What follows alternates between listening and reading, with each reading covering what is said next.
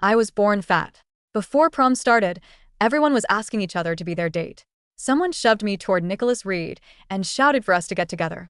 My face turned red, and I stumbled right into the arms of my tall, handsome childhood friend.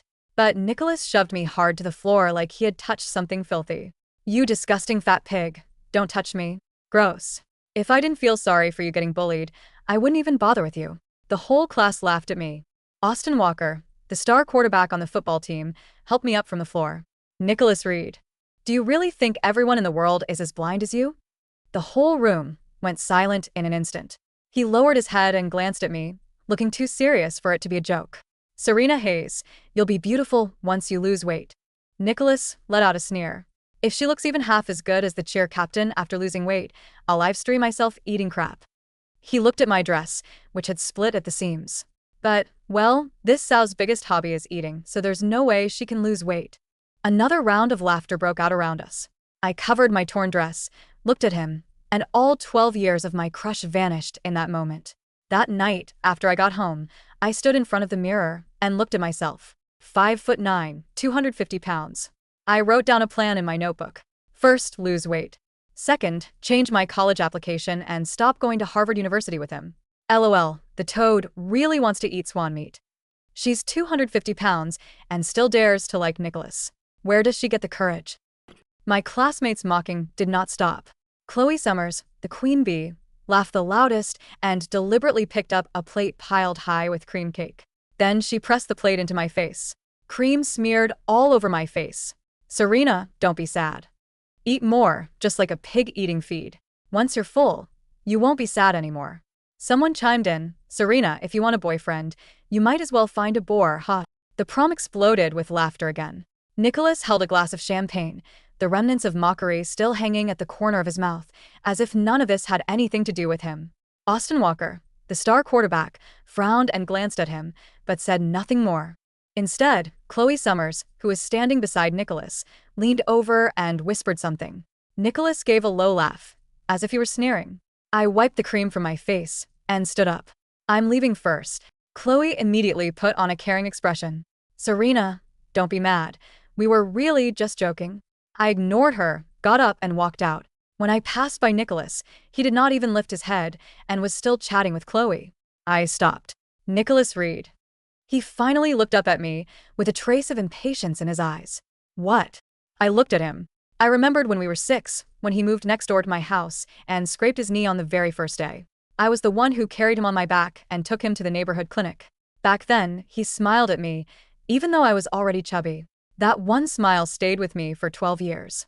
"Every word you said today," I said very softly. "One day, you'll regret it." He raised an eyebrow and sneered without taking me seriously.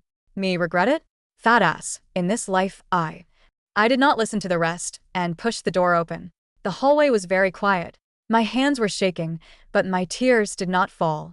It was not that it did not hurt. It hurt too much, so much that I could not cry. My best friend Nina chased after me and grabbed my wrist. "Serena, I'll go back right now and help you." "Nina." I cut her off, my voice hoarse. "Walk with me." The sunset stretched our shadows very long. I walked a long way before I spoke. He's right. I really am 250 pounds right now. But he said I'll never lose weight in this lifetime. I'm going to lose it just to show him. Nina bit her lip and said nothing, only holding my hand even tighter. When I got home that night, everyone was asleep. I stood alone in front of the mirror. My frame clearly was not small, but it was completely buried under fat. My face was as round as a big ball of dough, and I had 3 full layers of chin. But when I leaned closer, my eye shape was pretty. My nose bridge was high. The little mole at the corner of my eye looked like it had been drawn on. Austin Walker's words echoed in my ears. "Serena Hayes, you'll be beautiful once you lose weight." Was it true? I did not know. But tonight I made 2 decisions. First, lose weight, with a goal of 110 pounds. Second, cancel my Harvard University application. I opened my laptop and logged into the application system. On the screen, Harvard University's admission confirmation page glowed quietly. The mouse hovered over decline offer. Nicholas's words seemed to ring in my ears again. "You disgusting fat pig, don't touch me. Gross." I did not hesitate again. I clicked decline. Then I wrote another application email. It was to Stanford University, more than 1,000 miles away from Boston. Because of Nicholas, I had never even looked at it before. For him, I applied to law, a major I did not like. Now, I chose the major I liked and clicked send. Thanks to my excellent grades, the other side soon sent me an admission notice. I clicked accept and closed my laptop. But my heart felt lighter than ever. Starting today, I would no longer live for Nicholas Reed. I would live for myself. At 5 the next morning, when the alarm rang, the sky was still dark. I put on my sneakers, went out and took a jump rope to the community square. On the first day, I only jumped 200 times before I was panting like I was about to die. On the third day, I increased it to 500 and my calves were so sore they trembled when I went upstairs. On the fifth day, after jumping 1,000 times, I leaned over a trash can and threw up. But I never stopped for even one day. On the evening of the sixth day, I was stretching downstairs when Nicholas came back from playing soccer outside. He held a soccer ball and looked me up and down. "Why are you covered in sweat?" I did not speak and kept stretching my leg. He walked over and leaned against the wall, saying casually, "A classmate saw you jumping rope to lose weight?" I still said nothing. He kept talking to himself, his tone carrying that careless certainty he always had. "If you really want to lose weight, get a gym membership. Jumping rope alone won't do much. With your weight, never mind." After a pause, he added, "By the way, did you get your Harvard University admission letter?" Mine arrived. My hand paused for a moment. He thought I was still going to Harvard University. Everyone thought so. I straightened up and walked into the building with no expression on my face. Behind me, he shouted, "Did you get it or not?" The building door closed, cutting off his voice. As I went upstairs, the corner of my mouth actually curved slightly. "Nicholas Reed, take your time waiting. When October 3rd comes, you'll know." On the 8th night, someone posted a video in the class group chat. It was footage of me jumping rope in the community square. Heavy panting, soaked clothes, jumping once and stopping once, and my fat shaking nonstop with every rise and fall. The person filming had deliberately chosen the ugliest angle. "I'm dying, ha ha ha ha." Serena Hayes really started losing weight. Nicholas's words really hit her hard, huh? Austin said she looked good after losing weight.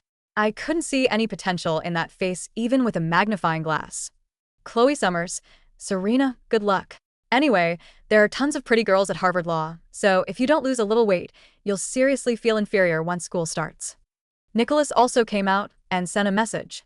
My heart jumped. He said, "Stop posting stuff like this. Are you all children?" Someone teased him. "Nicholas, are you feeling sorry for her?" He replied, "Are you guys bored? What does her losing weight have to do with me? I never liked her." What did it have to do with him? Right, it never had anything to do with him. I liked him for 12 years, and he said it had nothing to do with him. Fine. From now on, it really would have nothing to do with you. I left the class group chat. I opened Nina's chat box. "I'm going to stay at my grandma's place until school starts. Keep it a secret for me. If anyone asks, say you don't know. Nina, leave it to me. But you have to promise me you'll come back alive." I smiled and typed an okay. Then I opened Nicholas's chat box. I looked at all the messages I had sent him over the past 3 years. "My mom made apple pie today. Want to come over? It's raining on the way home. I brought you an umbrella. Good night." Every single one had been read and ignored. On the rare occasions he replied, it was always, "Got it," or "Stop bothering me." I took a deep breath. Delete friend. No hesitation. Early the next morning, I dragged my suitcase downstairs. Downstairs, I ran into Nicholas's mom. "Serena, where are you going?" "To my grandma's place for a while." "Then when Nicholas comes to your house for dinner later, Mrs. Reed," I smiled.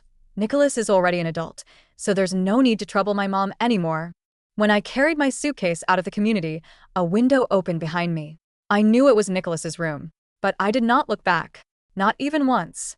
My grandma lived on a farm in the countryside, where the phone signal had only one bar, and there was almost no Wi-Fi. On the first day I arrived, I locked my phone in a cabinet. Every day, I got up at 5 to jump rope. In the morning, I power walked along the wooded trail outside the farm. In the afternoon, I helped my grandma prune fruit trees, move hay, and take care of the horses. The meal plan Grandma made for me was chicken breast with roasted vegetables, rotating between oatmeal, brown rice, and sweet potatoes. In the first week, I lost 6 pounds down to 194 pounds. In the second week, I lost 5 pounds down to 189 pounds. Starting from the third week, the weight dropped more slowly, so I added 2,000 extra jumps every day and 1 set of strength training. In the fourth week, I was 180 pounds.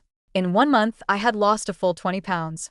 There were changes in the mirror. but they were not obvious enough. My face was not as round anymore, but my jawline was still blurry and my body was loose and sagging like deflated dough. I did not waver at all. Continue. In the 5th week, I was 173 pounds. In the 6th week, I was 166 pounds. I turned on my phone for the first time. Dozens of messages flooded in. Nina's messages. Nicholas came to me. He asked where you went. I played dumb. He asked again today. He even asked if you changed your number. Ha ha ha ha, guess what he said? He said, she's definitely just throwing a tantrum. She'll be back in a couple days. I let out a sneer. Throwing a tantrum? Nicholas Reed, you really think too highly of yourself. I kept scrolling. Nina had sent more. He's getting closer and closer to Chloe Summers. Today, Chloe posted a photo of them playing ball together. Everyone in the group is saying they might be together. I looked at that message. Then I waited for my heart's reaction. Unexpectedly, there was nothing. It did not hurt anymore. It really did not hurt anymore. I turned off my phone and kept training. In the 7th week, I was 158 pounds. In the 8th week, I was 150 pounds. The changes in the mirror started becoming dramatic. My jawline emerged sharply, my cheekbones became clear, and my whole face looked as if it had been carved all over again. My body proportions began to show, my collarbones came out, and the lines of my legs changed from thick to long and lean. But it was still not enough. I knew the best version of myself had not appeared yet. Continue. In the 9th week, I was 142 pounds. When I went to the pharmacy in town to buy medicine for Grandma, the girl behind the counter froze when she took the prescription. She stared at my face for a long time. You look like some movie star. I can't remember who right now. Grandma quickly pulled me away. After we got home, Grandma sat on the porch rocking chair and worried. Your mother was like this back then too. She was chubby as a kid, and no one paid attention to her. Then she suddenly slimmed down, and the whole high school went crazy. You're even more dramatic than your mother. I thought Grandma was exaggerating too much. In the 10th week, I was 135 pounds. I turned on my phone for the second time. Nina's latest message.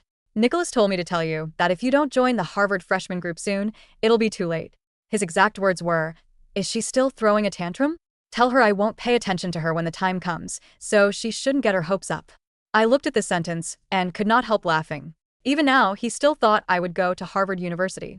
He still thought I would chase after him like I used to. Nicholas Reed, what kind of dream are you living in? I replied to Nina. Don't tell anyone I went to Stanford University to study computer science. Including him. Let him find out himself. Nina replied. Okay. I can't wait to see his face. In the 11th week, I was 125 pounds. Grandma officially forbade me from going out alone. When you went to town to buy things the day before yesterday, those college boys in the supermarket kept following you. Did you know that? It can't be that serious, right?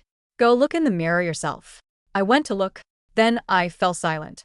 In the mirror was a face even I found unfamiliar. A height of 5'9" and a weight of 125 pounds had released every advantage of my bone structure. My features looked delicate, as if someone had drawn them stroke by stroke.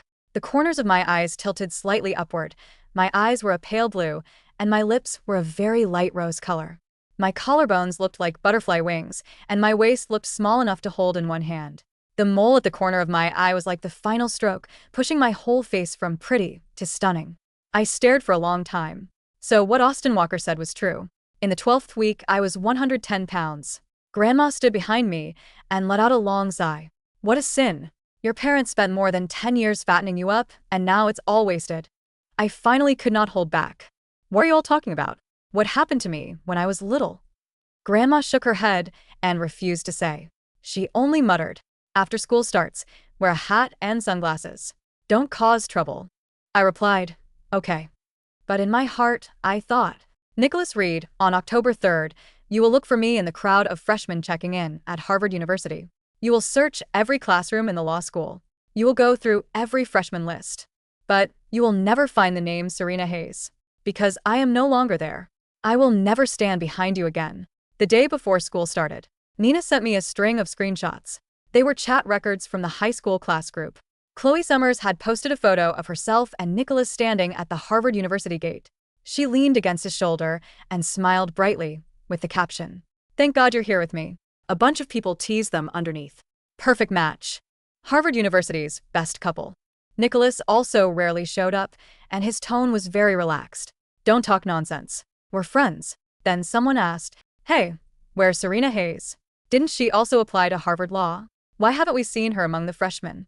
Chloe replied instantly. Maybe she's still losing weight, haha. After all, there are plenty of pretty girls in law school. If she shows up at 250 pounds, a string of laughing crying emojis followed. Nicholas's reply came right after. She's probably still throwing a tantrum. She'll be here in a couple days. Someone chimed in. Nicholas, you know her pretty well. He replied. We grew up together. How could I not know what she's like? She'll calm down after making a fuss for a couple days.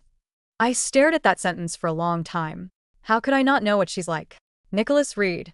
You really do not understand me at all. You do not know I have already slimmed down to 110 pounds.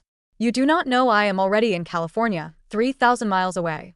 And you know even less that the Serena Hayes who used to chase after you is long dead. I closed the screenshots and calmly packed the clothes I would wear tomorrow. White shirt, black suit pants, blonde hair.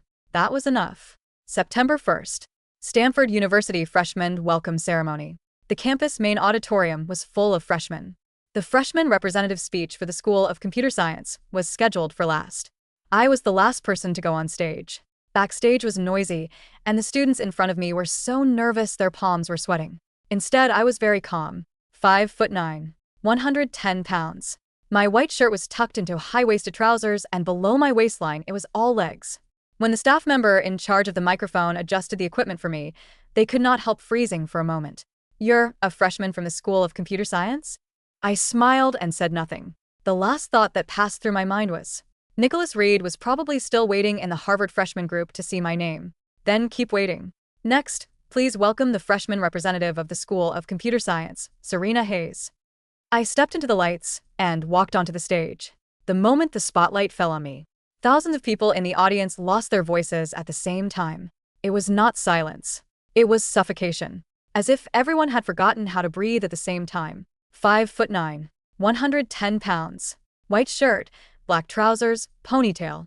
No heavy makeup, no fancy dress. Only a clean, simple face.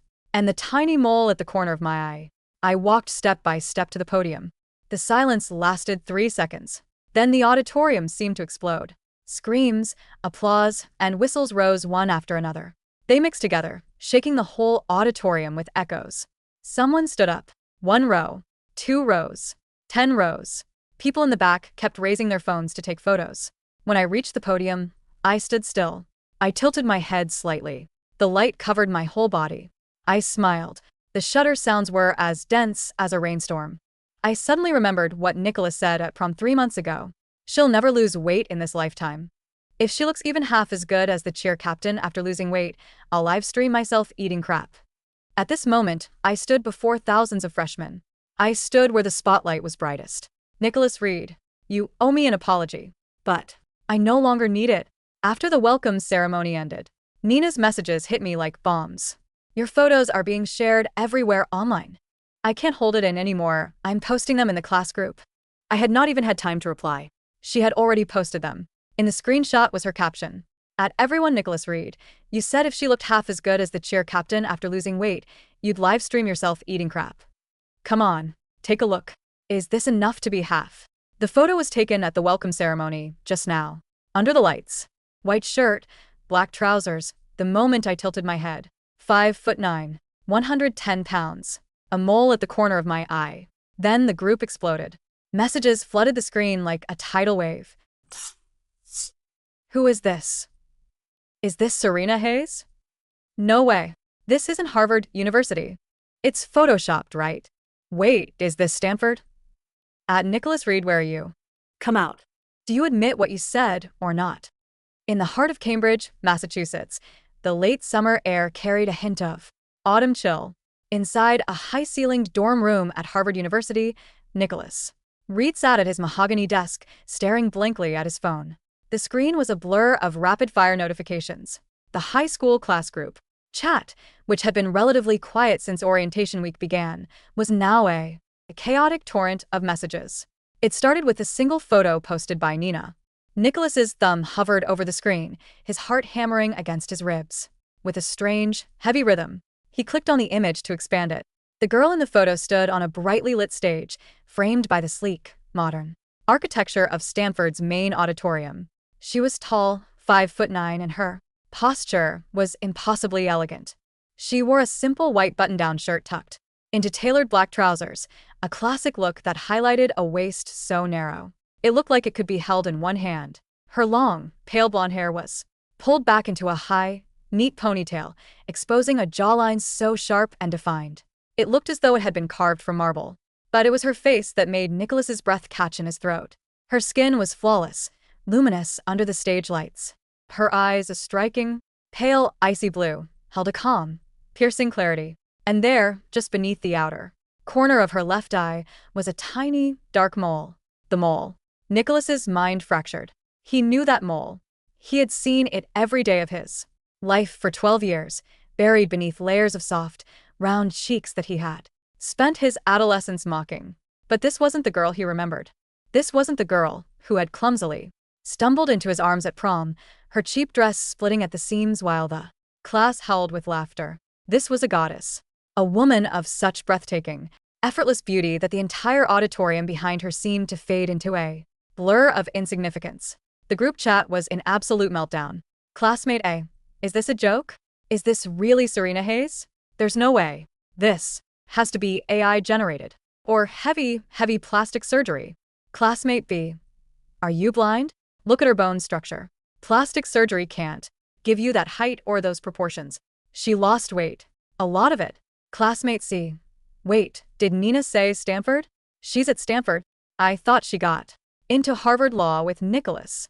Nina, at everyone Nicholas Reed, you said if she looked half as good as the cheer captain after losing weight, you'd live stream yourself eating crap. Come on, take a look. Is this enough to be half? Nicholas felt a cold sweat break out across his neck. The cheer captain of their high school, a pretty girl named Tiffany, was beautiful in a very standard, local pageant sort of way. But the girl on the screen? She existed in an entirely different stratosphere. She looked like an international model, a young heiress, a cinematic muse. Tiffany didn't even compare. No one did. Suddenly, a message popped up from Chloe Summers. Chloe Summers. Oh, please. It's just a good angle and professional lighting. Anyone can look decent if you put enough filters on them. And Stanford CS? Since when does Serena know anything about coding? She probably begged some guy to write her application essay. But nobody was listening to Chloe anymore. The sheer awe of the photo had shattered the old social hierarchy of their high school class. Classmate D. Chloe, stop coping. She looks stunning. Honestly, Nicholas, you really messed up. You had a girl who worshipped the ground you walked on for 12 years, and you threw her away like trash. Nicholas's chest tightened. He stared at the screen, a sudden, burning anger, mixing with a profound, hollow sense of dread. I never liked her, he had written in this very chat just weeks ago. What does her losing weight have to do with me? Now, those words felt like a physical weight pressing down on his lungs. He exited the group chat and quickly scrolled through his contacts until he found her name. His fingers trembled slightly as he tapped on her profile. He clicked the call button. The number you have dialed is not in service. He tried sending a message. A red exclamation mark popped up instantly. You are not connected with this user. She had deleted him. She had deleted him, blocked his number, and vanished from his life without leaving a single trace. Nicholas stood up so quickly his desk chair scraped loudly against the hardwood floor. He began to pace the room. She's just throwing a tantrum, he muttered to himself, his voice sounding hollow in the empty dorm. She'll be back. She's loved me since we were 6 years old. You don't just stop loving someone after 12 years. But as he looked back at the photo of Serena on the Stanford stage, her pale blue eyes looking out at the crowd with absolute independence, not a single trace of her old, desperate longing in her gaze, a terrifying realization began to settle deep in his bones. She wasn't throwing a tantrum. She was gone. The sun in Northern California was different from the stifling, humid heat of their East Coast hometown. Here, the air was crisp, scented with eucalyptus and ocean breeze, and the sky was an endless, brilliant blue. For Serena, Stanford University felt like a fresh canvas. The first few weeks of the semester flew by in a whirlwind of lectures, late-night coding sessions, and long runs around the campus dish. She had quickly adapted to her new lifestyle. At 110 pounds, her body felt light, energetic, and free. She no longer felt the suffocating physical exhaustion that had plagued her entire childhood. But the physical transformation was only half of it. The real change was internal. In her computer science classes, Serena found a passion she had never known existed. Algorithms, data structures, discrete mathematics, they were logical, clean, and entirely within her control. Unlike the chaotic, painful emotions of her past, code did exactly what you designed it to do. Hey, Serena. Wait up. Serena paused on the paved path outside the gate's computer science building. She turned to see a tall, broad-shouldered figure jogging toward her. It was Austin Walker. He was wearing a Stanford Cardinal red athletic tee and shorts, his dark hair slightly damp from a workout. Austin had been recruited as a star quarterback for Stanford, a fact that had surprised many back home who assumed he would go to an Ivy League school. Austin, Serena smiled, her pale blue eyes lighting up with genuine warmth. What are you doing over on this side of campus? Aren't the athletic fields on the other end? Austin stopped in front of her, catching his breath. He looked down at her, his expression a mix of admiration and a quiet, steady respect. Unlike the rest of their high school classmates, Austin had never looked at her with disgust when she was heavy, and he didn't look at her with predatory hunger now that she was beautiful. I had a class nearby, Austin said, rubbing the back of his neck with a grin. And I wanted to see how you were holding up. I saw the class group chat a few weeks ago. Nina really threw a grenade in there. Serena let out a soft laugh, the sound clear and light. Nina can be a bit dramatic. I told her not to post anything, but she was too angry about what happened at prom. Austin's expression softened, becoming more serious. She had every right to be angry. They were cruel to you, Serena. Especially Nicholas. At the mention of Nicholas's name, Serena's heart didn't even skip a beat. It was a strange, liberating feeling. For 12 years, just hearing his name would make her stomach flutter with nervous anxiety. Now, it was like hearing the name of a stranger from a movie she had watched a long time ago.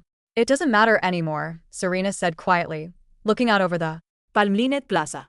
He was right about one thing. I was miserable. But he was wrong about everything else. I didn't lose weight for him. I lost it for myself. Austin looked at her, his dark eyes reflecting the bright California sun. I knew you could do it. I told you back then, didn't I? You're beautiful, Serena. Inside and out. Serena felt a slight blush color her cheeks, but she didn't look away. Thank you, Austin. If you hadn't helped me up that night, I think I would have walked home and never looked back. I'll always help you up, Austin said, his voice dropping to a lower, sincere register. He cleared his throat, suddenly looking a bit nervous, a rare sight for the confident varsity quarterback. Actually, I was wondering, are you going to the welcome gala this Friday? It's a joint event with some of the visiting East Coast universities. I think a delegation from the Ivy League is coming down for a leadership summit. Serena paused. A joint event? Yeah. The National Collegiate Leadership and Innovation Summit. Stanford is hosting this year. Students from Harvard, Yale, and MIT are flying in. Austin looked at her carefully. I heard a rumor that some of our old classmates who went to Harvard are on the delegate list. Nicholas and Chloe. The air between them seemed to cool slightly. Serena stood tall, her shoulders squared, her white linen shirt shifting gently in the breeze. She thought of her grandma's warning, don't cause trouble. She thought of the tears she hadn't cried on the night of her prom. I am the freshman representative for the School of Computer Science, Serena said, a calm, confident smile playing on her lips. Of course I'll be there. I have to give the opening student welcome. Austin's smile widened, a spark of anticipation in his eyes. In that case, can I have the honor of being your escort for the evening? Serena looked at him, at his steady gaze, his lack of pretense, and the genuine kindness he had always shown her. I'd love that, Austin. The Stanford Francis C. Arrillaga Alumni Center was transformed for the Friday night gala. Crystal chandeliers hung from the high ceilings, casting a warm, golden glow over the hundreds of students dressed in elegant evening wear. In the lobby, a large banner read, Welcome Delegates, National Collegiate Leadership and Innovation Summit.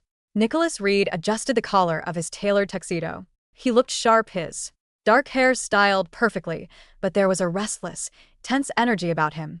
Beside him, Chloe Summers clung to his arm, wearing an expensive, glittering, emerald gown. Nicholas, sweetie, you've been so distracted all evening, Chloe pouted, her voice dripping with artificial sweetness. We're at Stanford. We should be enjoying the nice weather. Honestly, I don't see what the big deal is about this. School. Harvard is so much more prestigious. Shut up, Chloe, Nicholas said, his voice clipped. Chloe gasped, hurt flashing in her eyes. Nicholas, how can you speak to me like that? Nicholas didn't answer. His eyes were scanning the crowd, searching desperately. Ever since they had landed in California yesterday, he had been on edge. He knew Serena was here. He knew she was at this university. Every time he closed his eyes, he saw that photo of her on the stage, so beautiful, so cold, so entirely out of his reach. Look, there's some of the Stanford hosts, Chloe muttered, pointing toward the main ballroom doors. I heard their student representative is going to give a speech before the dinner. Probably some nerdy computer science geek who spends 24 hours a day in a basement. The chime for the commencement of the gala rang through the speakers, and the crowd began to stream into the grand ballroom. Nicholas and Chloe took their seats at one of the VIP tables near the front of the stage, reserved for the Ivy League delegates. The room was packed with the brightest young minds in the country, but the atmosphere was buzzing with an undercurrent of excitement. Suddenly, the lights in the ballroom dimmed. A single spotlight illuminated the center of the stage. The dean of the Stanford School of Engineering stepped up to the microphone. Good evening, ladies and gentlemen, esteemed guests and fellow scholars, the dean announced, his voice echoing clearly. Welcome to the annual Leadership and Innovation Summit. To officially open tonight's event, I would like to introduce our student co-chair and the freshman representative of the School of Computer Science. Please welcome Serena Hayes. Nicholas froze. Beside him, Chloe's hand tightened on his arm so hard her manicured nails dug through his suit jacket. What? She whispered, her voice cracking. No, that's Impossible. The crowd erupted into applause as a figure stepped out from the wings of the stage. The spotlight caught her, and a collective, audible gasp rippled through the grand ballroom. Serena wore a midnight blue floor-length silk gown that draped elegantly over her tall, slender frame. The dress featured a delicate halter neck, leaving her smooth, sculpted shoulders and elegant collarbones bare. Her pale blonde hair was styled in soft, cascading waves that fell over one shoulder, contrasting beautifully with the deep blue of her dress. Her pale blue eyes swept over the audience, calm, poised, and utterly devoid of fear. As she reached the podium, she adjusted the microphone, a faint, graceful smile gracing her lips. Nicholas felt the air leave his lungs. It was one thing to see a photo on a phone screen. It was another to see her in person. She was close enough that he could see the delicate curve of her waist, the radiant glow of her skin, and the tiny, mesmerizing mole at the corner of Her eye. She looked like royalty. Good evening, everyone. Serena's voice washed over the room, clear, melodious, and perfectly modulated. On behalf of Stanford University, it is my absolute privilege to welcome you all to the Silicon Valley. Nicholas couldn't hear the words. The sound of her voice, the same voice that used to timidly ask him if he wanted some of her mother's apple pie, the same voice he had cruelly dismissed 1,000 times, now commanded the absolute attention of a room filled with hundreds of elite academics. He stared at her, his chest aching with a profound, suffocating sense of loss. What have I done? The thought echoed in his mind, shattering his remaining defenses. What did I throw away? Beside him, Chloe's face had gone completely pale, her eyes wide with a mixture of jealousy, shock, and pure hatred. This is a joke, she whispered, frantically. She must have starved herself. She's probably sick. Look at her. She's practically a skeleton. It's disgusting. But no one was looking at Serena with disgust.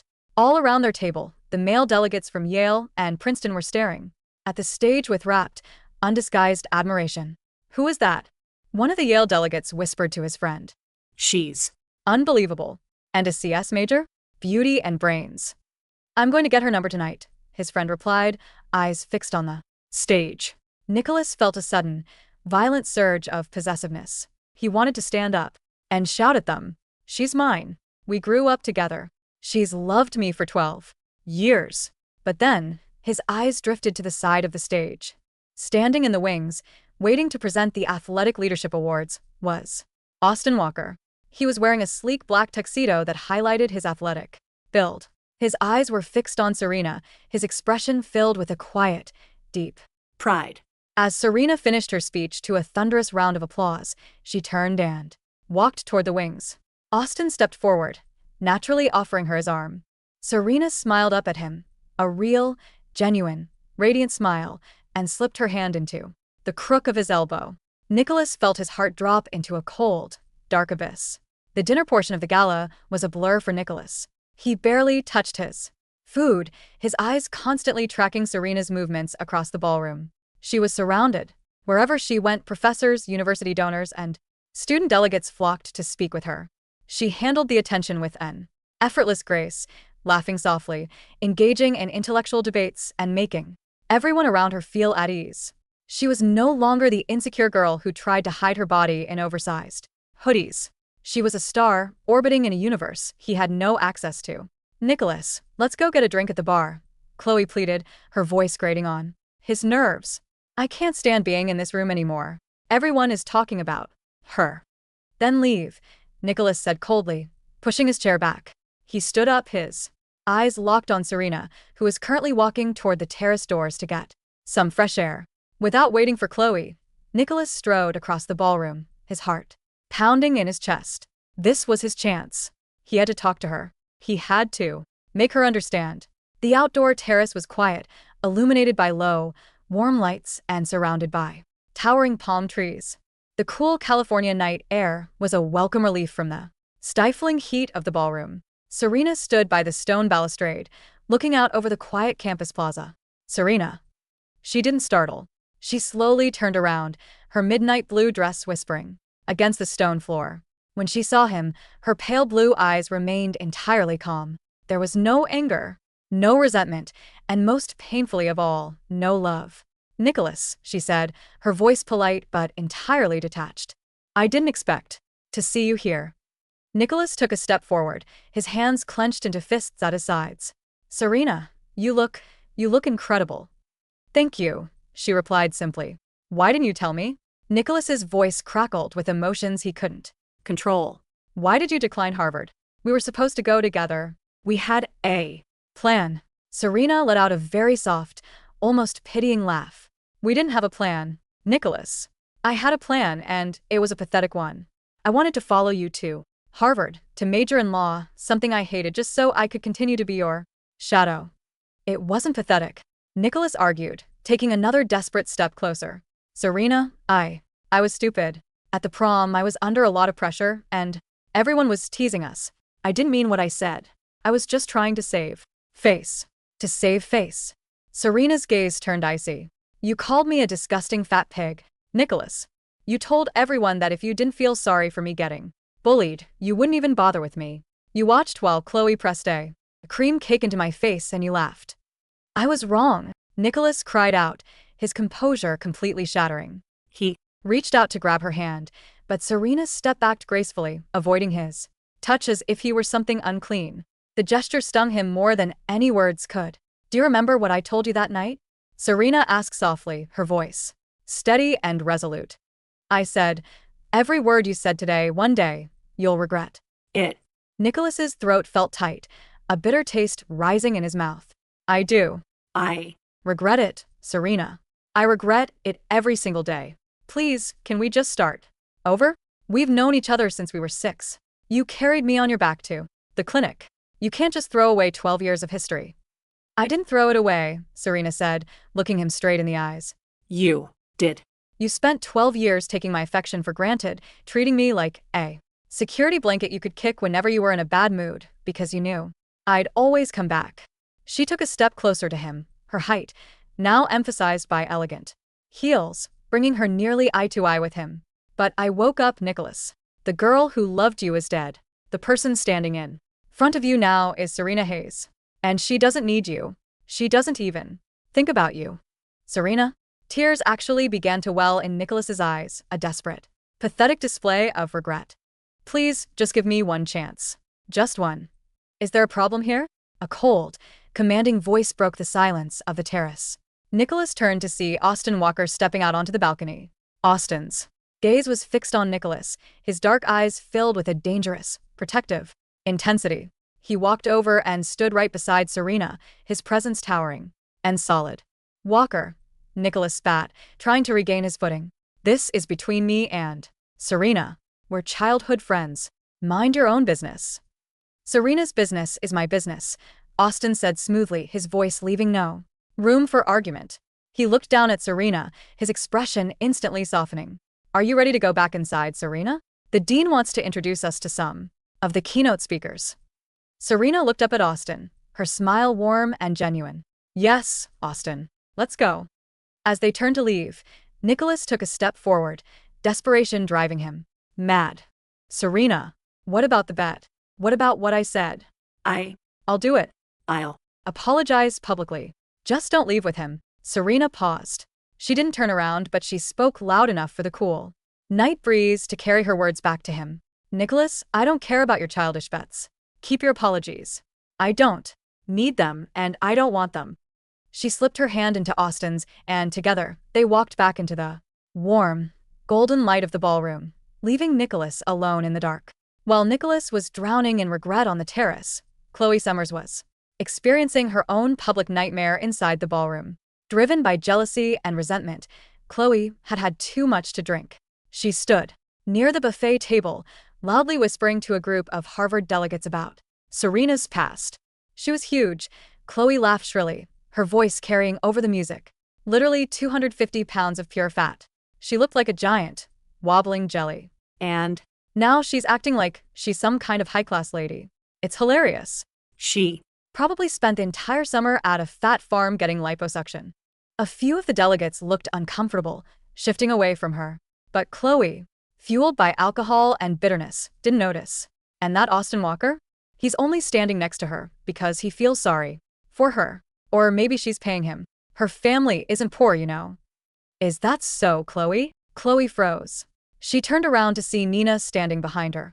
Nina was wearing a stunning, sharp crimson cocktail dress.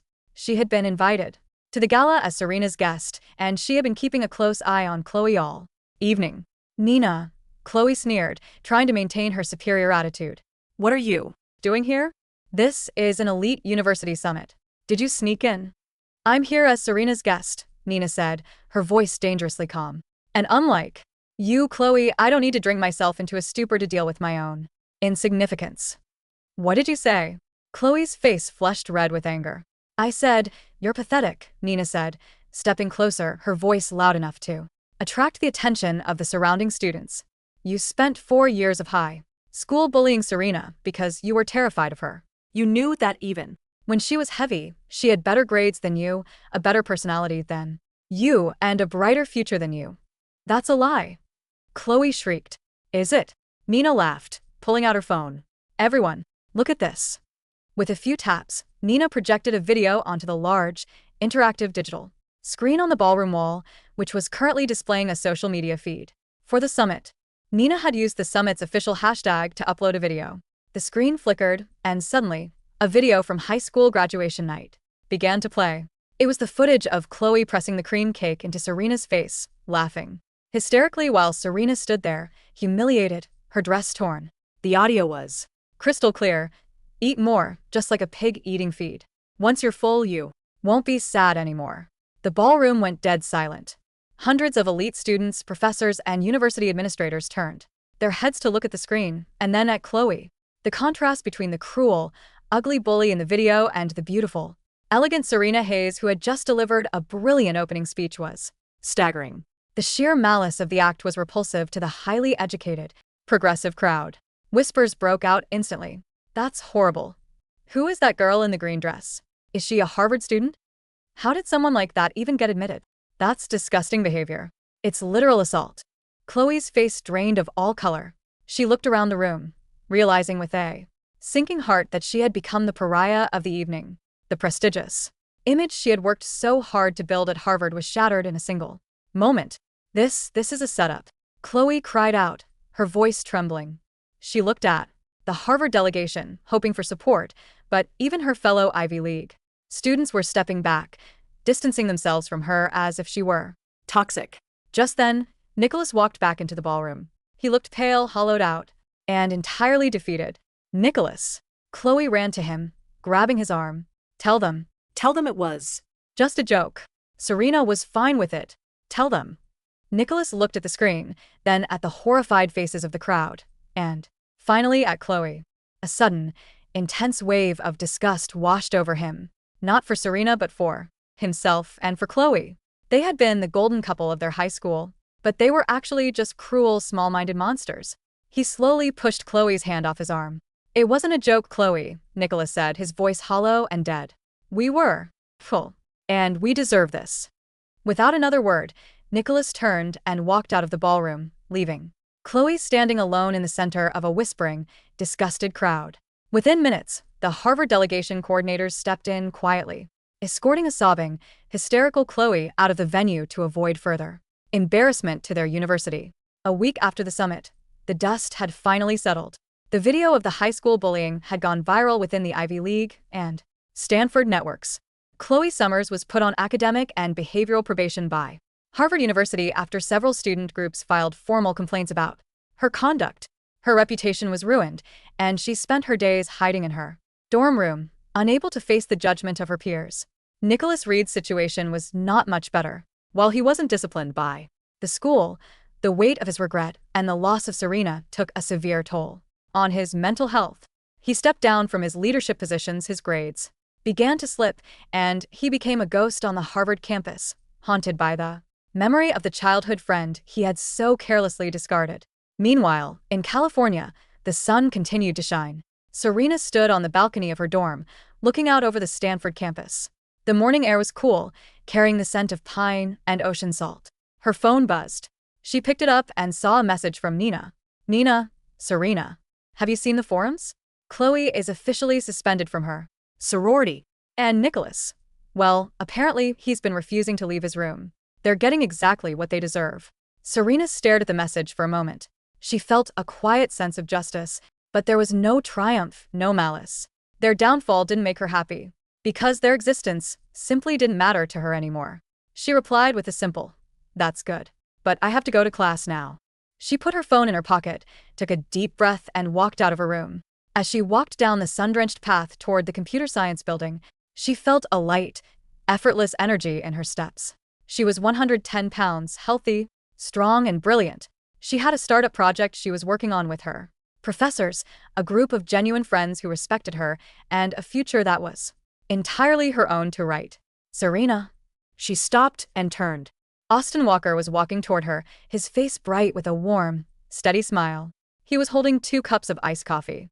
"Hey," Austin said, handing her one of the cups.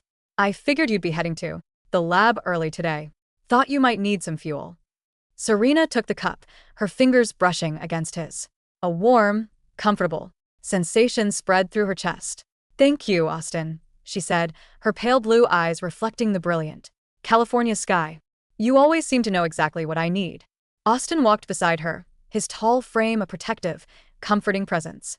I "Try my best. So, are we still on for our run this evening?" "Of course," Serena smiled, her heart light and free. "But you have to promise to keep up this time." "Hey, I'm a varsity athlete." Austin laughed, his arm naturally brushing against hers as they walked. "I think I can handle it." Serena looked ahead at the path winding through the beautiful, palm-lined campus. 12 years of a crush had vanished in a single night of pain. But out of the ashes of that heartbreak, she had built a version of herself that was stronger, more beautiful, and entirely independent. She was no longer running away from her past. She was running toward her future.